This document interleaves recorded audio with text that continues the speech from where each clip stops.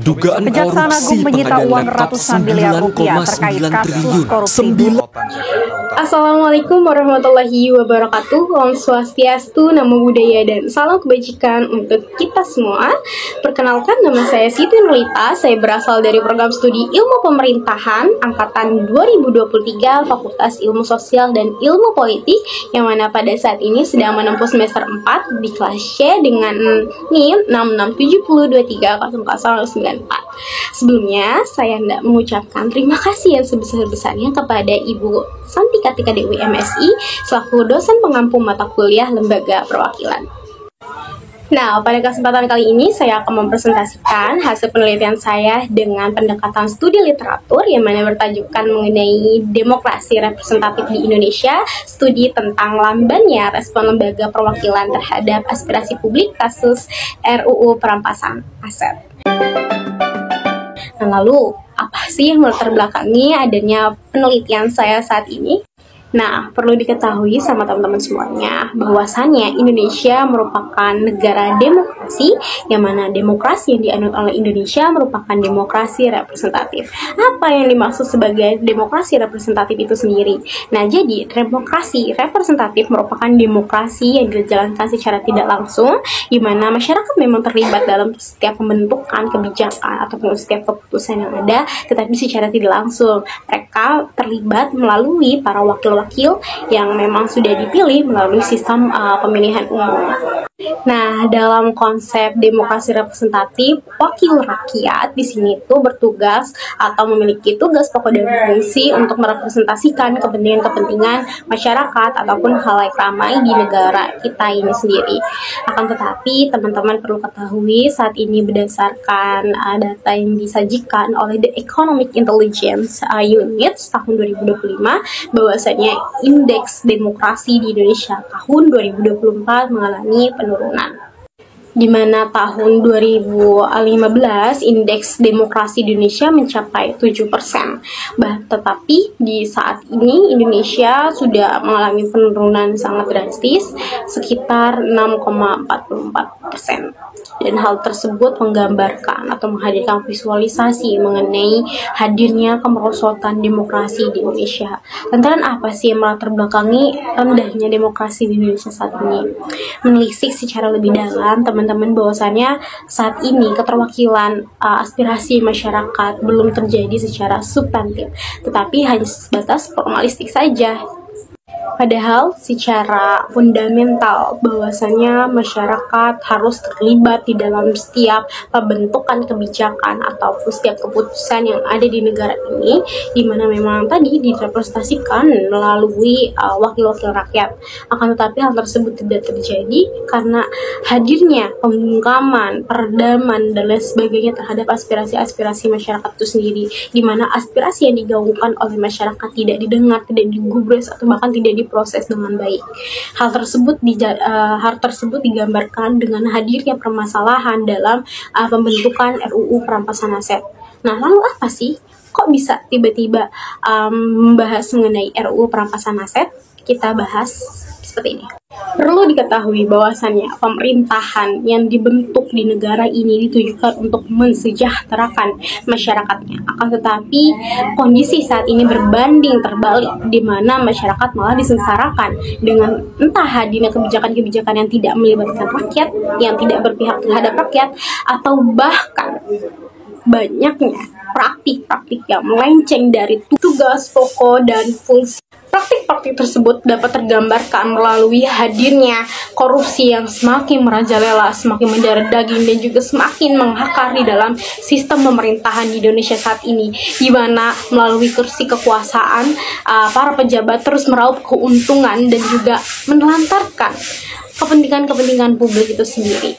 Walaupun berdasarkan indeks persepsi korupsi atau IPK yang disajikan oleh KPK sendiri, bahwasan Indonesia mengalami peningkatan peringkat anti korupsi di seluruh dunia ataupun secara global. Akan tetapi hal tersebut tidak menutup kemungkinan bahwasannya Indonesia merupakan negara yang paling korupsi. Kenapa demikian? Karena kita ketahui bahwasannya saat ini hadir yang disebut sebagai klasemen korupsi. Nah, berdasarkan gambar yang mungkin bisa teman-teman lihat sendiri, bahwasannya klasemen korupsi yang diisi oleh perusahaan-perusahaan besar dan juga lembaga-lembaga pemerintahan saat ini, pada peringkat pertama diduduki oleh PT Pertamina, yang mana memang kenyataannya sangat merugikan negara, yang mana kerugiannya mencapai 968,5 triliun rupiah. Klasemen tersebut bisa berubah-ubah setiap waktunya teman-teman, karena kita ketahui saat ini kasus korupsi semakin hangat diperbincangkan dan juga muncul ke dalam permukaan sebagai topik-topik terkini, di mana mungkin yang saat ini yang paling terbaru yakni adalah kasus korupsi yang menjerat mantan Menteri Pendidikan. Sangat ironi, bukan? Menteri Pendidikan yang seharusnya memperbaiki sistem pendidikan di Indonesia malah terjerat kasus korupsi.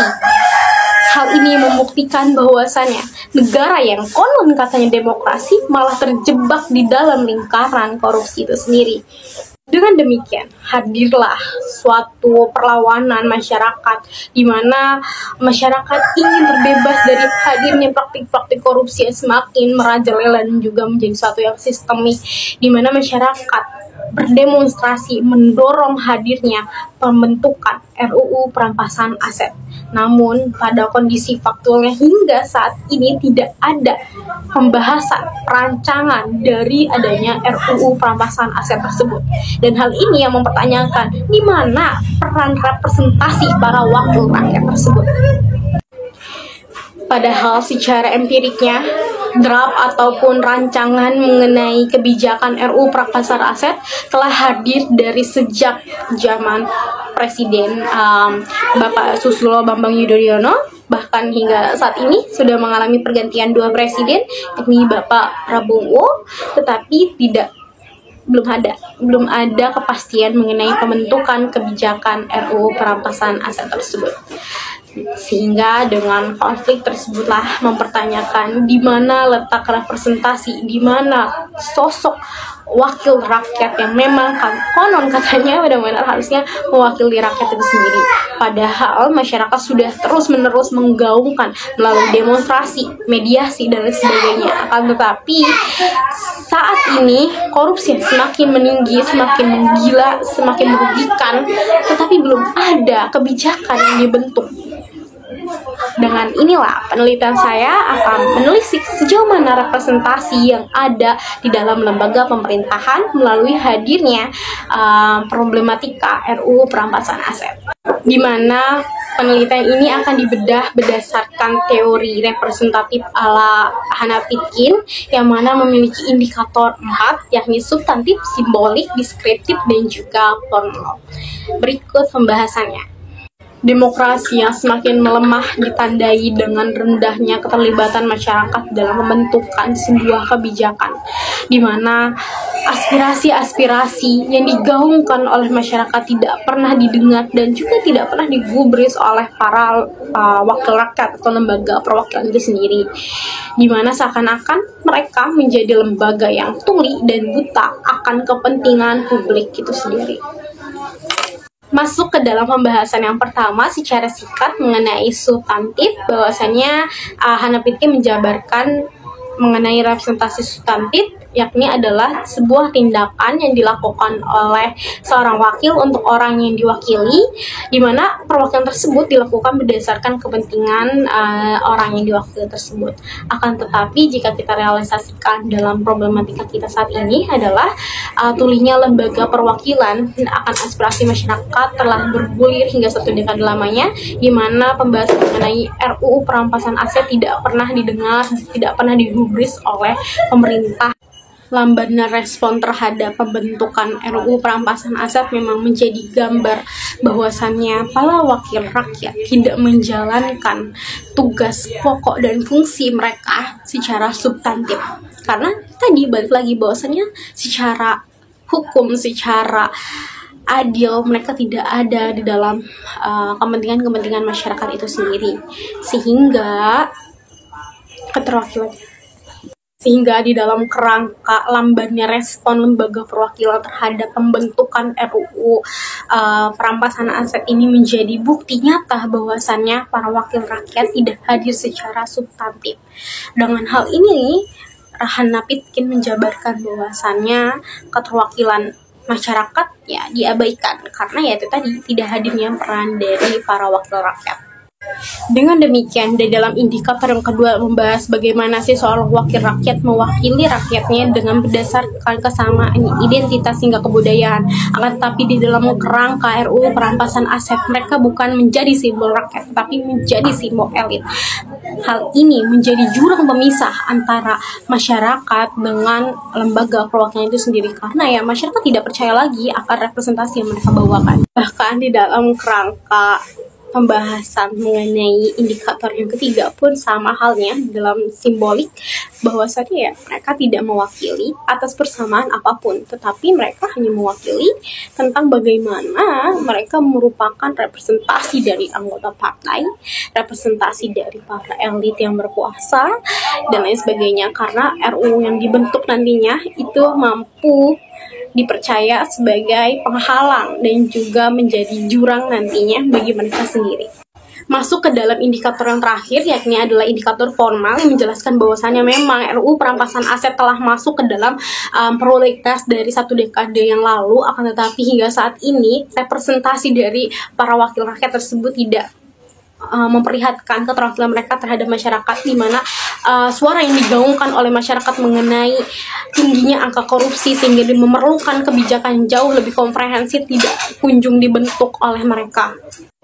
Dengan demikian, berdasarkan hasil studi literatur yang menjelaskan bahwasannya wakil rakyat dicap sebagai bagian dari lembaga perwakilan, nyatanya tidak merepresentasikan kepentingan masyarakat itu sendiri. Hal tersebut dipertegas melalui penjabaran teoritis bahwasannya tidak ada satupun indikator dari teori Rahana Pitkin yang mengindikasikan hadirnya fungsi representasi dari lembaga perwakilan tersebut. Dengan demikian, lambannya respon lembaga legislatif atau lembaga perwakilan terhadap pengesahan RUU perampasan aset merupakan rasa takut akan senjata makan tuan, misalnya karena kita ketahui bersama bahwasannya para koruptor memang lahir dari rahim pemerintahan. Dengan demikian telah usai penjabaran saya mengenai lambannya respon lembaga perwakilan terhadap pengesahan RUU perampasan aset. Kurang lebihnya mohon dimaafkan. Wabillahi taufiq wal hidayah. Wassalamualaikum warahmatullahi wabarakatuh.